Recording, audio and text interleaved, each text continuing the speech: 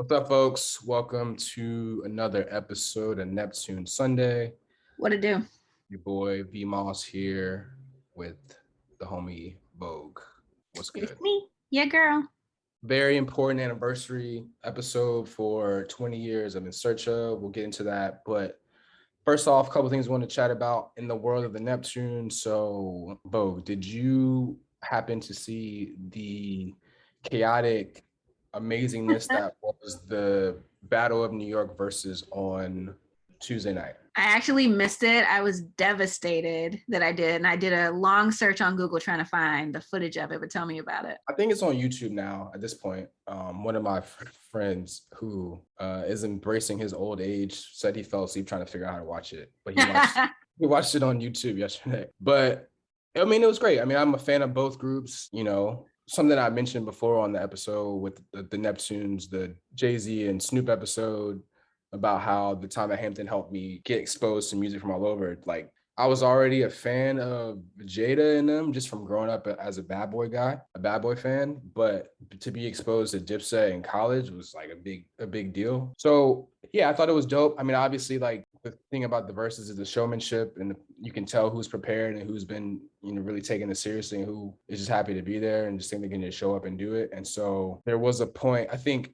So as we talk about the relationships, we get to the point of where this is connected to the Neptunes. There was a point in the show, because obviously this is like basically just like, it's like wrestling at this point. It's all at this point. It was a point in the show where I think they maybe had played Hey Ma, and then Jewels is like saying that the Locks didn't have any records for the ladies. And Jadakiss, who was by far the MVP in the show and the star of the show, you know, takes over and says to the DJ, they say we ain't got nothing for ladies, basically saying that, and just went on a run. And like, I don't know if this is the first song they played, but the song that I know that really had people like crazy was Mariah Carey's Honey remix. Ooh.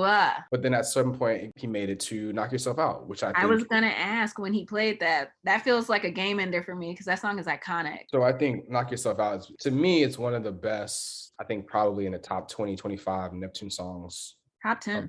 Discography for sure. I don't know if I would, maybe he didn't play it at that point. I don't know if that would necessarily be a ladies song.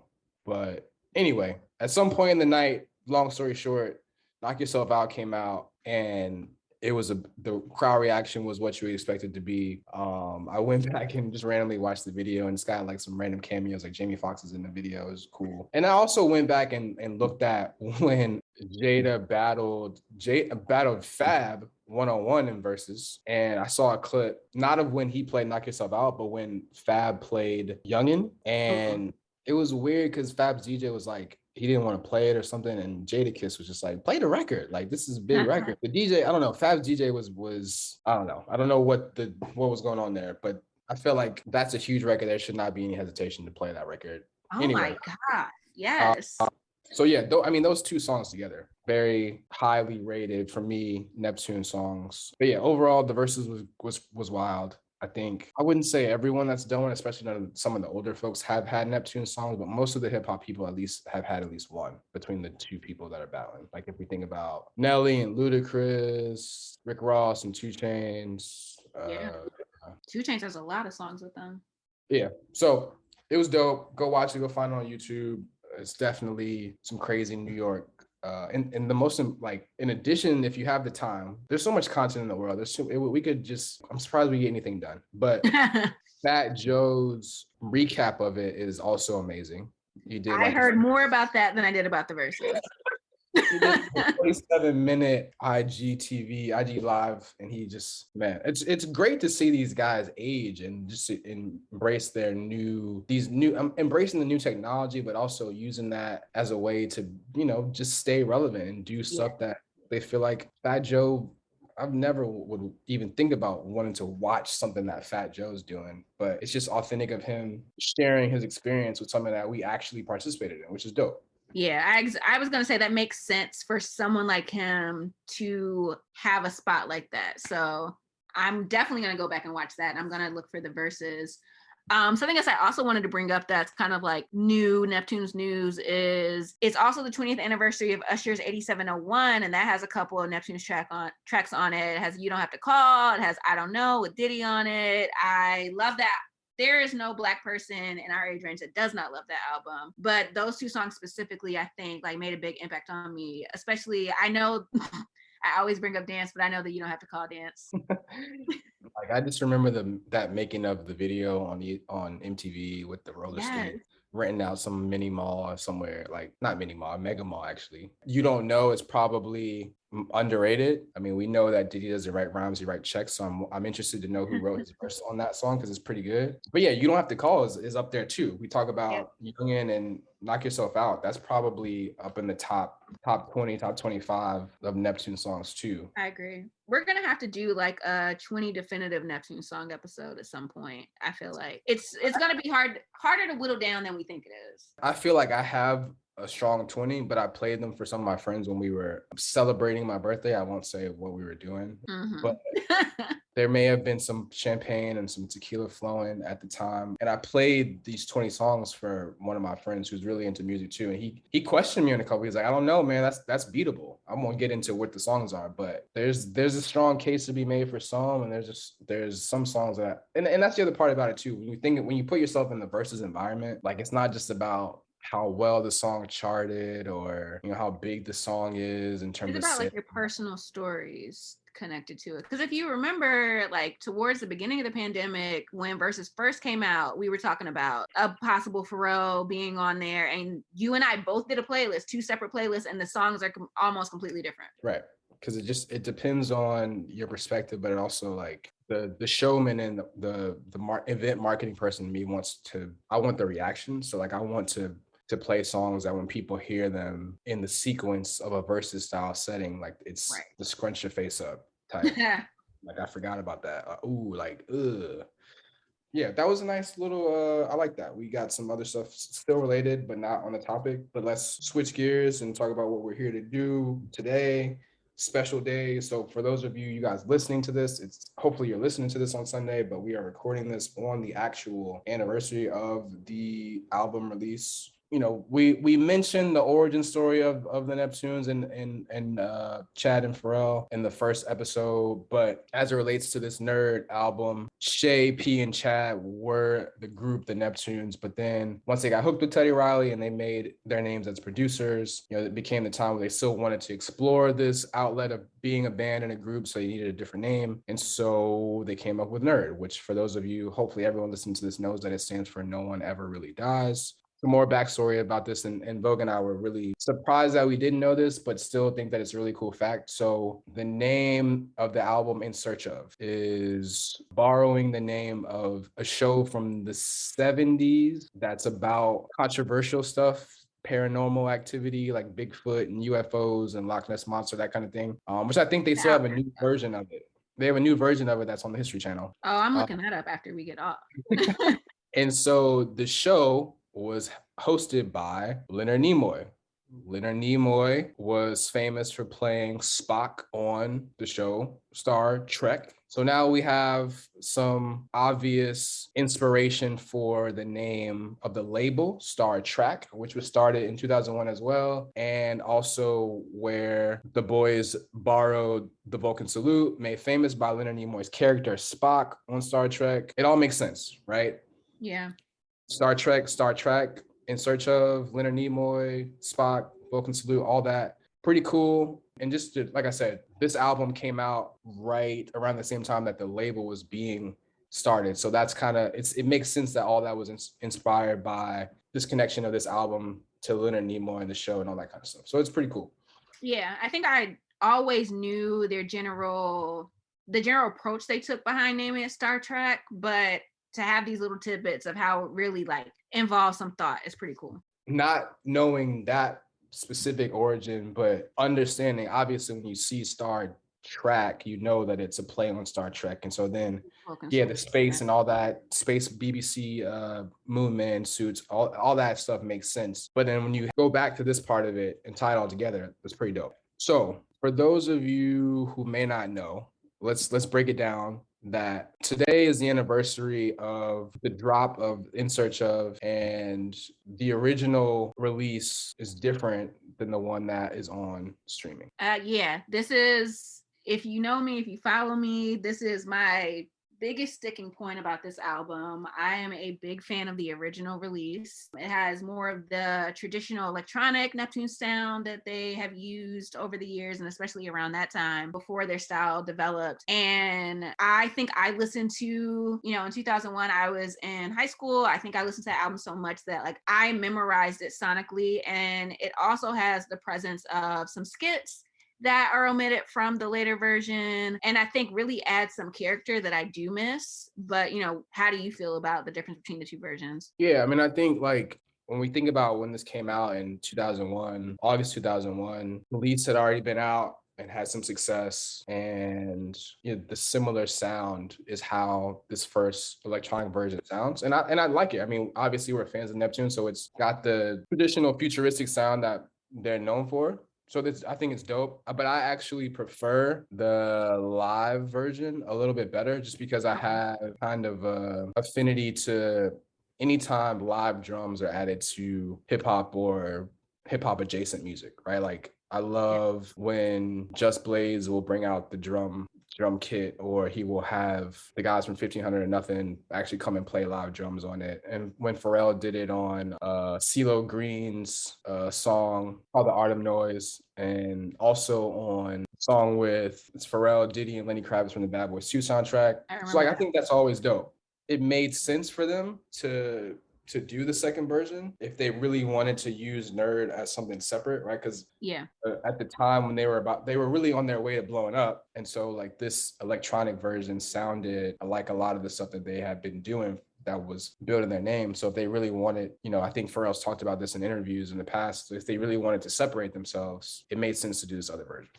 I agree, and I think that's something that, although I prefer the electronic version, which you cannot get in this country, I definitely see that the next two albums, Fly or Die, and what's the other one? Seeing Sounds, my apologies, but like those, they don't make sense without this being a more rock-based album. They sonically, it would sound like they were doing something completely different. So the natural progression, because I actually listened to them all three in a row today, and it just makes so much more sense. And I would say on Fly or Die, they dive a little bit deeper into their rock bag. They start to bring on some rock collaborators. I think that Lenny Kravitz was also on Fly or Die. So I get the setup, I get the vision and where they were trying to go with it. And I appreciate it, because Fly or Die is probably my favorite Nerd album. Yeah. And I think at this time too, they had just done some music with your people, with your folks, Gwen Stefani. No doubt.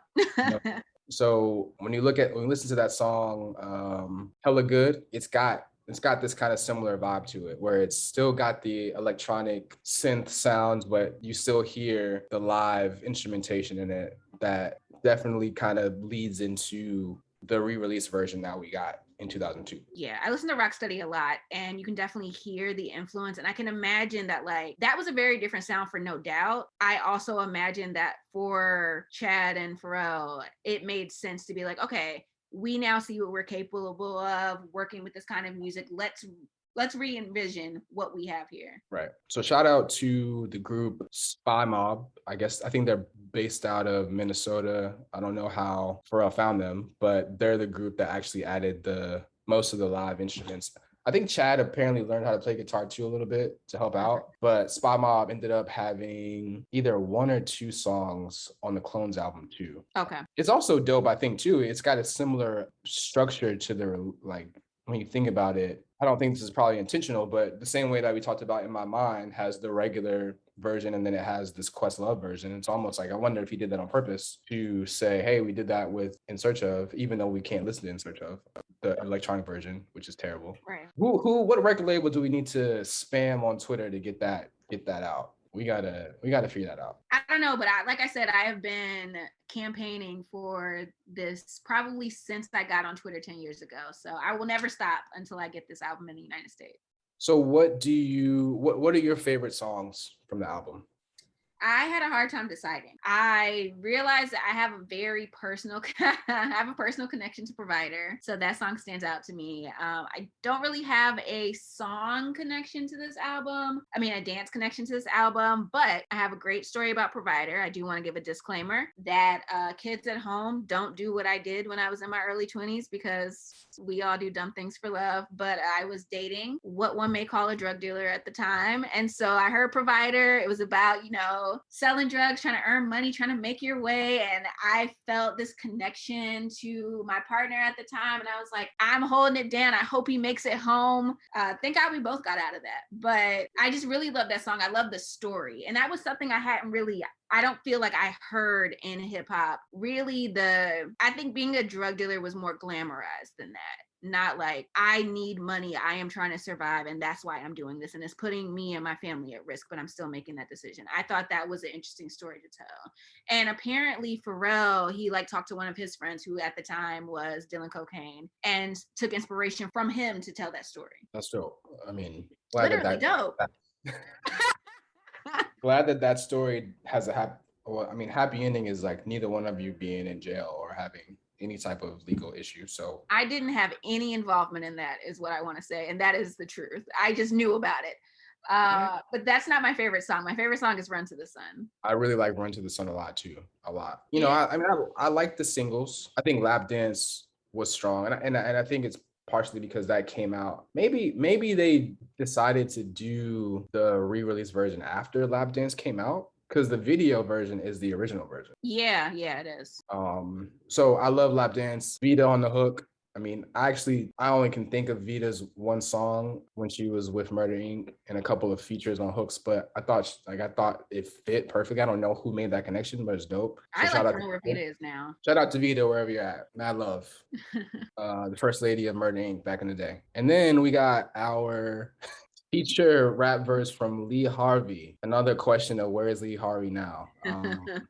Do we want to know where Lee Harvey is? So there apparently is a lost EP from Lee Harvey that's on YouTube. I'm pretty sure Chad had something to do with it. I only listened to it for a little bit. It didn't really hold my interest. Maybe I'll go back and revisit it after we have this conversation, but go check it out. Shout out to Lee Harvey too, wherever you are, bro. But yeah, I thought Lap Dance was solid. We talked earlier about, in just a regular conversation, obviously not the podcast because we're having the podcast right now, but we talked about how the Lap Dance anti-establishment government metaphors in there. And I got the sense of it, but I didn't really know. I don't think I got it as much as I get it now. Yeah, I always knew that connection and lap dances being emblematic of the government's unfulfilled promises to us, but it definitely does, to use a common phrase now, it hits different after the past president we had. So yeah. I definitely, when I hear that song, I'm like, damn. Yeah. And so I think Lap Dance brings people back to this album. I think it's been featured in a bunch of movies. It actually was on the soundtrack for Swordfish, which was I don't necessarily know if people liked it, but it was a big deal movie because it was Travolta and Halle Berry and Hugh Jackman. Yeah. But then what is that you sent me earlier? Someone, what's this new? Oh my gosh. Ruby Rose. I was on her Instagram stories today, and she did she did a new song that uses the lap dance beat. And she actually was saying to people tag Pharrell so I can release this song because she don't got the rights to it. But I thought it was pretty dope. And I thought this was the perfect day. She must know about the 20th anniversary too. It's the perfect day to put this back into the general atmosphere and just show respect to this album. Because this album is still on people's minds. I saw so many people tweet about it, put it in their stories, say they were listening to it today. So go check out the Ruby Rose. She's the girl. I was trying to explain it to Vaughn. She is the woman who did the song Bend It Over and Twerk that you hear on TikTok all the time. Yeah, I still don't know it. I literally on TikTok a lot. Talk. Look at me. I'm old. I'm going to send him a clip. What other highlights or features from the album do you stand out to you? I know we talked about Bobby James a little bit. That's kind of a similar song to Provider. Yeah, I got the same feeling of like not hearing a drug story told in that way because it's told from the perspective of addiction. And I think a lot of people who born in the 80s, raised in the 90s, we have family members who have suffered from addiction. And I really feel like it's a slept on song. And for me, it highlights just like the subject matter range of this album. Yeah, for sure. Another highlight of that song too is the outro. We get a little bit of maybe it is our first. No, not our first, but it's a really solid Chad on the saxophone appearance, which is really dope. Back when I was managing a rapper, I suggested that he rap on that, like loop it, but that would be great. No one steal that idea. I'm gonna take the part out so no one copies it. You can't forget Khalees. Khalees was on the album. Yeah, Khalees was there. Pusha and Malice were there. I don't know if he had changed his name from Pusha to Terror. I mean, from Terror to Pusha yet. But good to have both of those guys in there. He was Pusha then. I think it was still Pusha T. Yeah, and still, like we talked about before with Khalees' album, this being something that was featuring the whole family and having everybody be able to contribute. I want to say there's probably some Vanessa Marquez vocals on there somewhere. I heard something I thought about today and I forgot to look it up. Maybe on Bobby James or maybe on one of the I'm doing a little background Google to see if we can see who's on background vocals. So I'll let you know if I find anything. Yeah, I don't see anything. That doesn't mean that she wasn't on there. She may be uncredited. In our usual, Vogue's gonna mention Tyler in every episode. This is definitely one of the albums he said made him a lifelong fan. So shout out to Tyler as always. And for me, me also going with the conversation about me enjoying the instrumental version better. I actually grew up and hung out with I had a very mixed group of friends. Well, I wouldn't say the group of friends was mixed, but I had almost two separate groups of friends. Okay. And one of my groups of friends from school was like some white kids that had me listening to Korn and Limp Bizkit and Rage Against the Machine. And I think this is part of the reason why I like that version too. Like Rockstar is, I love Rockstar. Like today was intense day. And so I closed the door and I played Rockstar a couple times on repeat, very loud. Let some steam off. So I've always loved that type of music and that type of sound too, in addition to my love for hip hop and R&B and, that kind of stuff. But the Rockstar video is dope too. I think it's got a random cameo from Be Real from why can't I think of it? Flavor of Love, right? No, Be Real. No. Cypress Hill. I don't know why. That Be Real. Oh my God, that's so embarrassing. Everybody, I'm sorry. It's been a long time. So Be Real is randomly in it, but and like it fits the nerd. They look nerdy in it. Like they look like they're in a video and I don't know if they're trying to be extra nerdy or I don't know, but they look nerdy and it makes sense. But it reminds me of, back to me talking about my enjoyment of some alternative music. I don't know if you know this or if you've heard this before, and if you haven't, for anyone listening that hasn't heard this, there is a rock remix to All About the Benjamins. Yes. By P. Diddy and the Family. And there's a video that goes with it the Rockstar video reminds me of it. It's a different setting. Like the Rockstar video is them in gym class, in the gym, in the high school. The All About the Benjamins rock remixes in the high school, but it's like they're crashing, like Diddy and Sheik and Jadakiss and Lil' Kim crash some prom or something. So yeah, I vaguely remember the video, but I definitely remember that remix and it was amazing. Yes. I wonder, is that on streaming? I gotta look that up too. We always leave here with homework. There was something else that we were talking about just in like our prep. The ability, there are a few songs on this album, Lap Dance, Tape You, there may be another one that I'm not thinking of right now, but just giving Pharrell in particular, because Chad was married with kids at this point, but giving him that space to explore sensuality, explore kind of having alternative views of sex and romance. It's not necessarily a song for the ladies, but it is a song about like freedom and exploration. And I thought that was dope. And it probably had its hand in helping me understand my own self. Because again, like this album came out when we were in high school. Right. So I remember being scandalized by the sex noises at the end of Tape You, actually. Yes, I do remember that. And that's like, for everyone, just to make sure it's clear, that's on the electronic version, which you can't hear. Yes. Oh, Remember I said there were skits missing? That's one of those things, and I actually it's missed a it. skit. Yeah, because it's the skit of at the end of Tape You.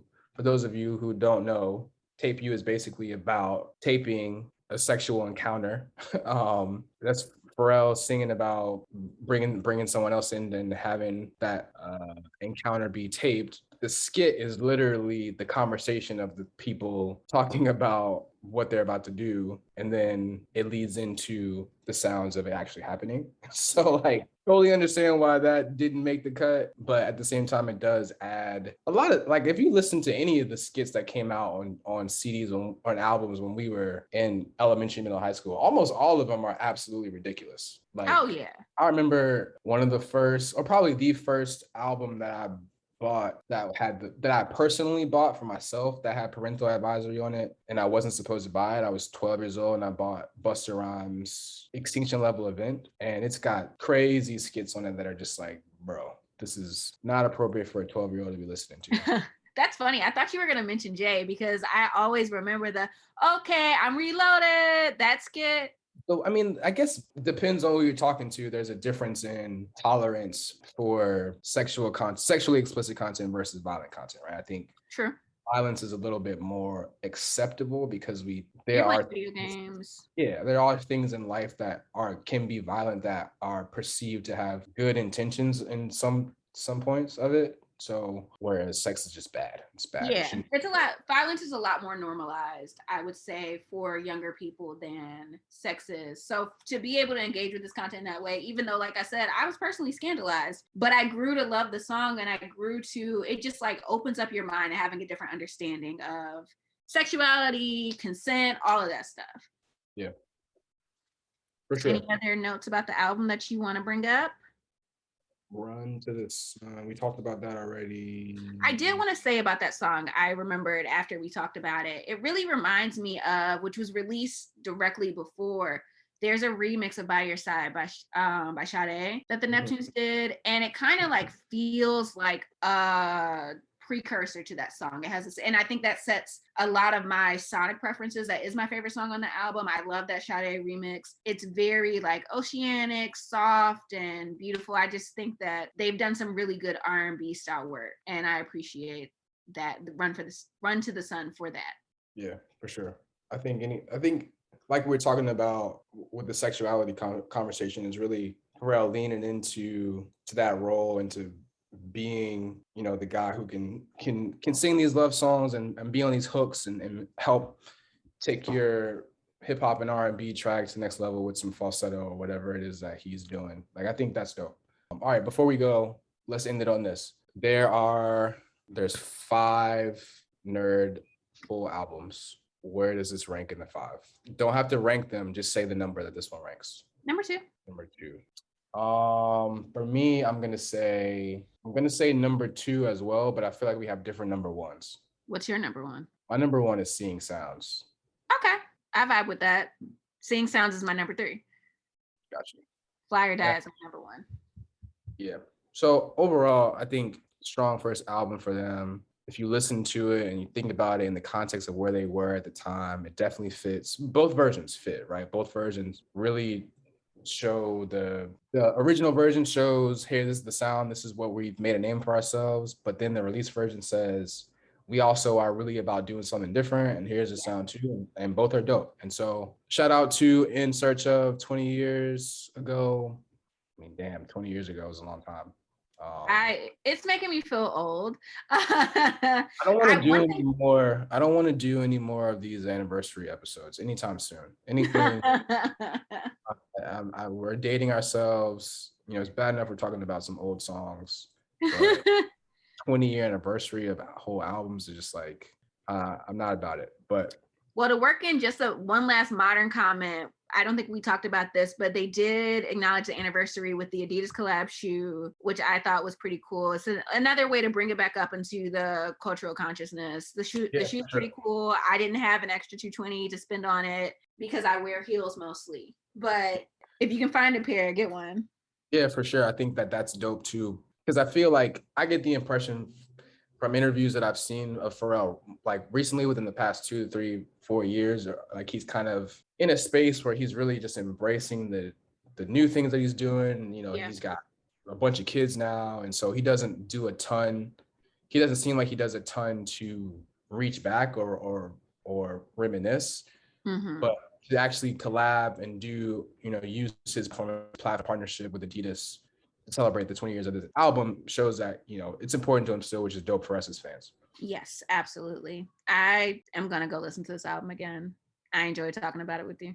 All right, kid. Well, it was, like I said, good to do another episode to celebrate an album that was meaningful for us in our lifetime, in our maturing, and our coming of age, but no more anniversary episodes for at least the next few weeks. We'll have Thank you something guys a little for different for y'all. listening. Yes, thank you everyone for listening. Subscribe, like, share all that stuff on social media and SoundCloud, and we will catch you on the next episode of Neptune Sunday. Peace and love. Peace.